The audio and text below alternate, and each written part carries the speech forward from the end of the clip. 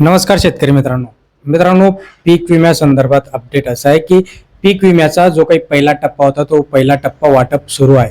जवळपास 1300च्या प्लस हा पीक विमा होता आणि त्याच्यातनं जवळपास 1200 प्लस हा पीक विमा वाटप झालेला आहे.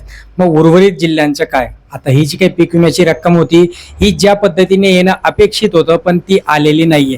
म्हणजेच काय, नेहमीप्रमाणे शेतकऱ्यांच्या तोंडाला पानं पुसण्यात आले. कुणाला 2000, कुणाला 1500, कुणाला 3000 अशा पद्धतीचा हा पीक विमा शेतकऱ्यांना मिळालेला आहे. मग याच्यात शेतकऱ्यांचं काय वागतं? तर शेतकऱ्यांचं काही याच्यात भागत नाही.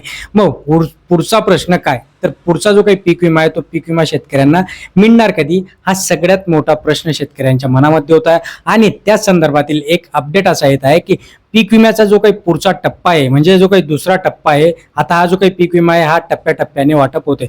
मागे देखील बघितलं आपण की सोयाबीनचा पीक विमा होता, तूरचा पीक विमा होता, कापसाचा पीक विमा होता.